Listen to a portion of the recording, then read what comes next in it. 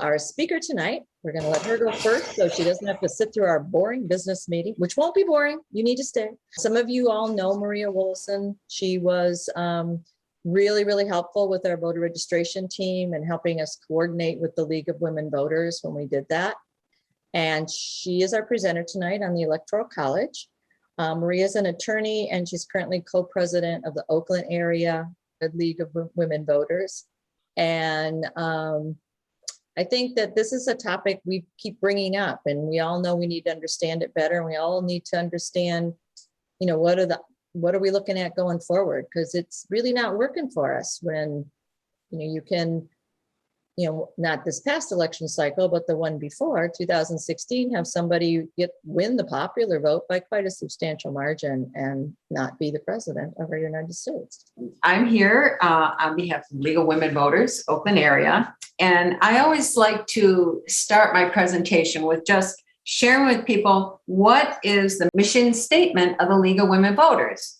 And that is, it is a nonpartisan political organization that encourages informed and active participation in government, works to increase understanding of major public policy issues, and influences public policy through education and advocacy. And education is what this presentation is about. I'm really just trying to emphasize how the Electoral College works and some issues that we can discuss. Just by introduction, the United States Electoral College is a group of presidential electors required by the Constitution to form every 4 years for the sole purpose of electing the U.S. president and vice president. Each state appoints electors according to its legislature, equal in number to its U.S. congressional delegation. That would be the senators and the representatives. Federal office holders cannot be elected. Of the current 538 electors, an absolute majority of 270 or more electoral votes is required to elect the president and vice president. If no candidate achieves an absolute majority, a contingent election is held by the U.S. House of Representatives, and I'm going to talk about that a little bit later, and by the U.S. State Senate to elect the vice president. Currently, the 50 states and the District of Columbia hold a statewide or district-wide popular vote on Election Day in November to choose the electors based upon how they have pledged to vote for president and vice president, with some state laws that are against the faithless electors, and I'll talk about them a little bit later too. All jurisdictions use a winner-take-all method to choose their electors, with the exception of the states Maine and Nebraska, which choose one elector per congressional district and 2 electors for the ticket with the highest statewide vote. The electors meet and vote in December, and the inauguration of the president and vice president takes place in January. Now, for a little bit of the history and background of the Electoral College. The Electoral College is a result of a series of compromises struck during the grueling and hot Constitutional Convention of 1787. Delegates argued over numerous ways to elect the president. Some believed citizens should vote directly, while others argued that no, Congress should decide. Others insisted that this would give the national legislative body too much power and that the decision should lie with the states. Giving states electoral power also raised the question of how less populous states would be represented. This was a big sticking point among the southern slaveholding states, which lacked the population of their northern neighbors. Delegates from those states insisted that their enslaved residents, who would not be considered citizens, they would not be allowed to vote. However, they wanted them counted for the purpose of allocating the Electoral College votes. The framers finally agreed on the following method. Each state would appoint electors equal to the number of its U.S. senators and representatives, while the size of the House of Representatives would be based on population, as determined by the U.S. Census, which is done every 10 years. Each state received 2 senators to give a small bump in power to the less populous states. The question of how to count enslaved people resulted in the notorious 3/5 compromise. which determined that 3 out of every 5 slaves would be counted as persons for congressional representation, taxation, and the Electoral College. The 14th Amendment in 1868 explicitly repealed the 3/5 compromise. It provided that representatives shall be apportioned counting the whole number of persons in each state, excluding Native American tribe members. However, though, they were all granted U.S. citizenship in 1924. The former slave states subverted the objective of the 14th Amendment by using various strategies to disenfranchise Black voters while obtaining the benefit of apportionment of representatives on the basis of the total population. Their power allowed them to defeat federal legislation against racial inequality and abuses in the South until finally those abuses were overcome by the civil rights movements in 1960s. Since 1880s, electors in every state have been chosen based on the popular election held on election day in that state. The popular election for electors means the president and vice president are in effect chosen through an indirect election by the citizens. Since the mid-19th century, when all electors have been popularly chosen, the Electoral College has elected the candidate who received the most, though not necessarily a majority of the popular votes nationwide, except in 1876, 1888, 2000, which would have been Gore, and 2016, which was when Hillary Clinton was running. In 1824, when the 6 states in which electors were legislatively appointed rather than popularly elected, the true national popular vote is uncertain. The electors in 1824 failed to select a winning candidate, so the matter was decided by the House of Representatives. Apportionment. A state's number of electors equals the number of representatives plus 2 electors for the senators the state has in the U.S. Congress. The number of representatives is based on the representative populations determined every 10 years by the U.S. Census. Based on the 2010 census, the representatives represent an average of 711,000 individuals. Under the 23rd Amendment, Washington, D.C. is now allocated as many electors as it would have if it were a state, but no more electors than the least popular state, which is 3. Currently, there are 538 electors, 435 representatives, and 100 senators from the 50 states, and 3 electors from Washington, D.C. Faithless electors is one who does not cast an electoral vote for the candidate of the party for whom that elector pledged to vote. 33 states plus the District of Columbia have actually enforced laws against faithless electors. Faithless electors have never changed the outcome of the U.S. election for president. Altogether, more than 23,000 electors have taken part in the Electoral College as of 2016, and only 165, which is 1.5% of the electors, have cast votes for someone other than the party's nominee. And just real quickly about the U.S. territories. U.S. territories are not entitled to electors in presidential elections. Constitutionally, only U.S. states and Washington, D.C. are entitled to electors. As a result, approximately 4 million Americans in Puerto Rico, Northern Mariana Islands, U.S. Virgin Islands, American Samoa, and Guam do not have a vote in presidential elections. Guam has held non-binding straw polls for the president since the 1980s. Democratic and Republican parties, however, have made it possible for people in the U.S. territories to vote in the presidential primaries. This is basically now the procedure for counting the Electoral College votes. And the reason I like to show this slide is it's a whole lot of people sitting in the House of Representatives. The 12th Amendment mandates Congress assemble in joint session to count the electoral votes and declare the winners of the election. The session is ordinarily required to take place on January 6th in the calendar year immediately following the presidential election. Since the 20th Amendment, the newly elected Joint Congress declares the winner of the elections. All elections before 1936 were determined by the outgoing House. The Office of the Federal Register is charged with administering the Electoral College. The meeting is held at 1 p.m. in the chamber of the U.S. House of Representatives. The sitting vice president is expected to preside, but in several cases, the president pro tempore of the Senate has chaired the meetings. Boxes containing each state's certified vote are brought into the chamber. Each house appoints 2 tellers to count the vote. Normally, you have one from each of the political parties. Relevant portions of the certificate of the vote are read for each state in alphabetical order. Members of the Congress may object to any state's vote count, provided the objection is supported by at least 1 senator and 1 representative. The vote count is stopped, the joint session is suspended, the Senate and House of Representatives meet separately to debate and then vote on the objection.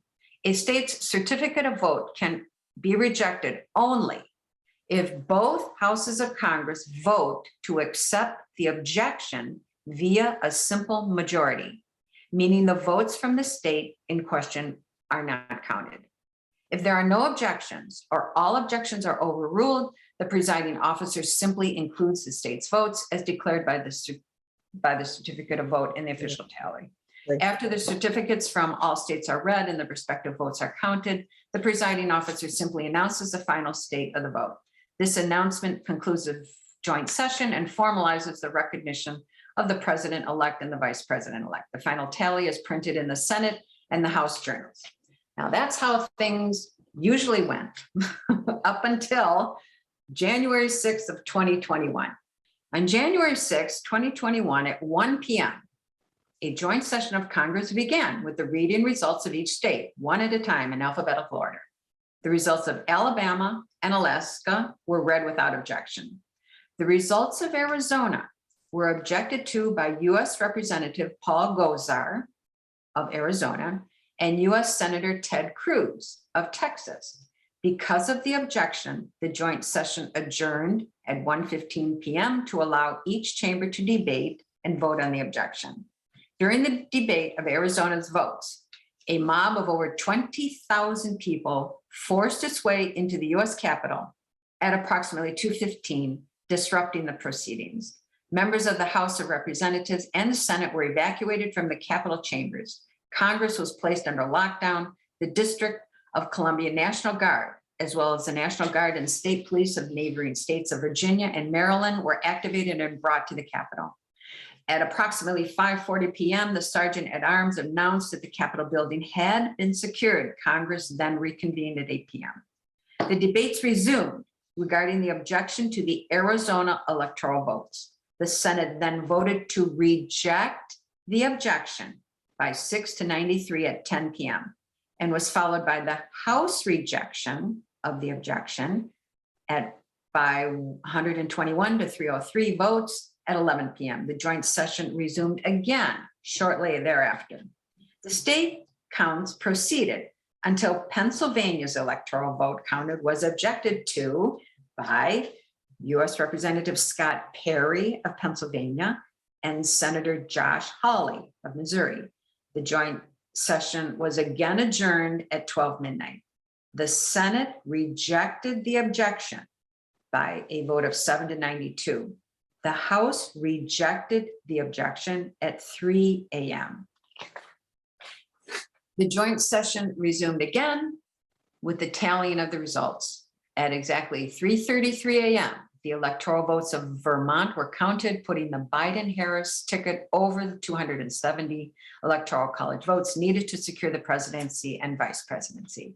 After declaring the Biden-Harris ticket winners of the election, the joint session was dissolved at 3:44 a.m. on January 7th, 2021. And as you are all aware, there are numerous congressional hearings taking place about the violence that occurred on January 6th, as well as there are numerous people that have been charged criminally with what's been happening. And that debate will go on for a long time. We talked about what happens if no candidate receives the 270 electoral votes. And in fact, pundits have indicated that that was the goal of what the mob on January 6th was trying to achieve.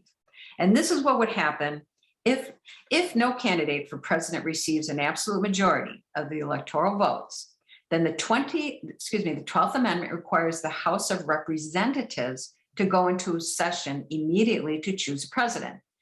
In this event, the House of Representatives is limited to choosing from among the candidates who receive the most electoral votes for president, in this case, 2. Each state delegate votes in block.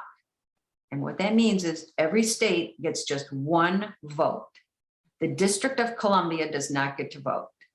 A candidate must receive an absolute majority of state delegation votes, in that case 26, in order for the candidate to become the president-elect. Additionally, delegates from at least 2/3 of all states must be present for voting to take place. The House continues balloting until it elects a president. The House of Representatives has been required to choose the president only twice, in 1801 and in 1825. Before we get to the 1984 election, I'd like to just talk real quickly about 1972, when Richard Nixon won 61% of the popular vote, while George McGovern won 38%. The Electoral College votes, however, were distributed 520 to Nixon and 17 to McGovern. This resulted in 96% of the Electoral College votes to Nixon and only 3% of the Electoral College votes to McGovern. Now, here in 1984 is another example that I'd like to show the group here this evening. Ronald Reagan won 59% of the popular vote, while Walter Mondale won 41%. And as you can see, it doesn't look too bad. The Electoral College votes, however, were distributed 525 to Reagan and 13 to Mr. Mondale. And as you can see, the results of that were 97% to Reagan and only 2% to Mondale. What's even worse is that in the elections of 1876, 1888, 2000, and 2016, the winner of the presidential election did not win the national popular vote. The appropriateness of the Electoral College has been a matter of ongoing debate. Supporters argue that the fundamental component of American federalism is preserved by the constitutional role of the states in presidential elections. Critics argue that the Electoral College system is less democratic than a direct popular vote, that the college violates the democratic principle of 1 person, 1 vote. Thus, a president may not be elected, a president may be elected who did not win the national popular vote. Since 1800, over 700 proposals to reform or eliminate the system have been introduced in Congress. Proponents of these proposals argue that the Electoral College does not provide for direct democratic election, affords less popular states an advantage, and allows a candidate to win the presidency without winning the most votes. And it is basically an outdated system, and it was created in a times when things have changed dramatically communication-wise. None of these proposals have received the approval of 2/3 of Congress and 3/4 of the states, which is required to amend the Constitution. There has been a movement in the country about the National Popular Vote Interstate Compact. And what this is about is as follows. As of July 2020, 15 states plus the District of Columbia have joined the National Popular Vote Interstate Compact. Those joining the compact will, acting together if and when reflecting a majority of electors, and remember that'll be 270, will pledge their electors to the winner of the national popular vote. The compact applies Article 2, Section 1, Clause 2 of the Constitution, which gives each state legislature the plenary power to determine how it chooses electors. Now, some scholars have suggested that the Article 1, Section 10, Clause 3 of the Constitution requires congressional consent before the compact could be enforceable. Thus, any attempted implementation of the compact without congressional consent will certainly face many, many challenges in the court. Others have suggested that the compact's legality was strengthened by a decision by the Supreme Court of Chiafalo and versus Washington that upheld the power of states to enforce their electoral's pledge. Electors of the 16 adherents of the compact number 196 of the 270 votes required. I would now like to share with you the League of Women Voters' official position regarding the Electoral College. The League's position statement on selection of the president, according to 1970, 1982, 2004, and again reiterated in 2010. The League of Women Voters of the United States believes that the direct popular vote method for electing the president and vice president is essential to representative government. The League of Women Voters believes, therefore, that the Electoral College should be abolished. The League does support the use of the National Popular Vote Compact as one acceptable way to achieve the goal of the direct popular vote for election of the president, but only until the abolition of the college is accomplished by constitutional amendment. And this is where I'd like to say that constitutional amendments happen. And people say, oh, no, it'll never happen. It'll never happen. Well, this is a slide that has a graph of all of the 29 constitutional amendments since 1791. And you'll all are probably familiar with the original 10 Bill of Rights that happened back in 1791. There was another cluster of constitutional amendments. Those were in the 1965, abolishing slavery in the 1865 and 1870. Another cluster of amendments happened between 1912 and 1920. And yes, women were allowed to vote. That was a big one. Prohibition was repealed, popular election of the senators. Another cluster of amendments happened in 1961 and through the 1960s. There, we eliminated poll taxes, reduced the voting age to 18, and the civil rights amendments came into being. And I show you this slide because people have said, well, we'll never be able to abolish the Electoral College. And you're probably very familiar with, the Equal Rights Amendment. That's been on the back burner. People have said getting statehood for Puerto Rico, statehood for Washington, D.C., that these will never happen. However, if you notice, amendments happen in clusters. And that's why I'm optimistic that it can happen. It can happen. So I hope that was informative, and I hope everybody's still awake. Liz, you get the center stage back now. So we have some questions. Karen. Yes. So does the league have a plan to push getting rid of the Electoral College? How would we go about pushing this through? Karen, right now, the league's main focus is the redistricting going on, the 39 legislative proposals to basically attack voters' rights, as well as the Secure My Vote, and all these, and that is the big push right now. Unfortunately or unfortunately, the Electoral College is on the back burner. However, in a way, because of what happened on January 6th, it did move front and center. And I'm very pleased with, often when I watch the news in the evening, they're talking about the congressional hearings that are going on to find out about what happened, how did it happen? And I'm sure everybody's being very disturbed with the paramilitary patrols that were, inciting the riots and leading it on forward. So that's where the league is. Connie has a question. Yeah, you mentioned the Equal Rights Amendment, and I caught something about, I think it was Colorado passed the Equal Rights Amendment, and there was something about if so many states pass it, it becomes law federally. Do you know anything about that? And we were very close actually when that last state passed it.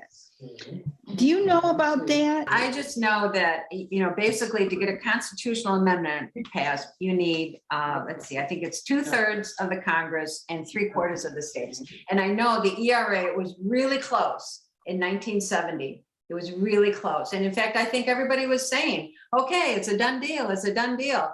But then thanks to a few, I don't want to say that they were Southern state holdouts, but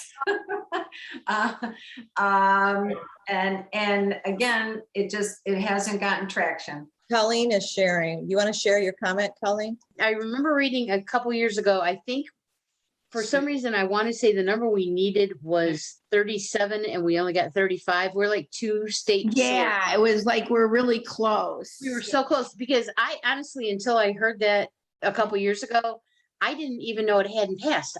Like, Yeah. like Maria was saying, I thought it was a done deal. And then I believe we're 2 states short. And I think the magic number is 37 because that's like 2/3 of the states or something like that. I can't remember for sure, but Yeah, I'm pretty positive that we were 2 states short. yeah. Wasn't there a concern that we passed the time limit? Yes. Yes, Is there a time yes. Actually, all the states, we have the 38 states. But the issue is now they're debating whether too much time has lapsed, Right. whether they That's need what to I do a thought. new recount. And I have to admit, when I was reading an article, it was a while back, but that didn't pass. I have to admit, I was sort of like, so Maria, I'll jump in with the question. I want to see other hands. Do you know anything about the referendum that Mark Brewer's been working on to bring Michigan into that coalition to be one of the states? As a matter of fact, I do. And the league has approved it. Which again, to me, it's a good thing so that the issue is brought forward, that the issue is brought forward about the Electoral College. And I'm confident that the politics will move forward, okay? Because this helps and hurts everybody. The electoral, nobody is immune from the effects of this Electoral College. So to me, it's just an outdated system. I mean, with computers and, all the advanced technologies that we have today, there's just no reason for the Electoral College. I think you have a lot of agreement here. I think Don might have a question. There are 15 states in the compact. Are they clustered in the country or are they spread out? I don't know. When I saw it, they were kind of all over the place. I think it's Western and Upper Midwest and Northeast. You can tell who wouldn't be in favor of it. Duh. Any other question? Okay, Stephen Jennett, the Prangs. So I was just wondering, you mentioned 2 years in the 1800s, I believe, where the Congress actually, the House of Representatives chose the president. Can you briefly tell me what the circumstances are? I don't know. All I know is just the statistics are, it happened twice in history. So. Okay, I'll go back and check. Thank you. I have a screen share if you guys want to see like what it looks like. So the ones in green are the 195 that have passed it. The ones in yellow are pending, so they have started the process. And then the ones in gray haven't done anything yet.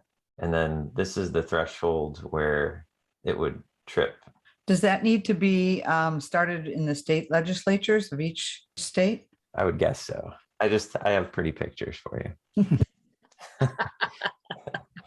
It is the state legislatures making a rule for their electors.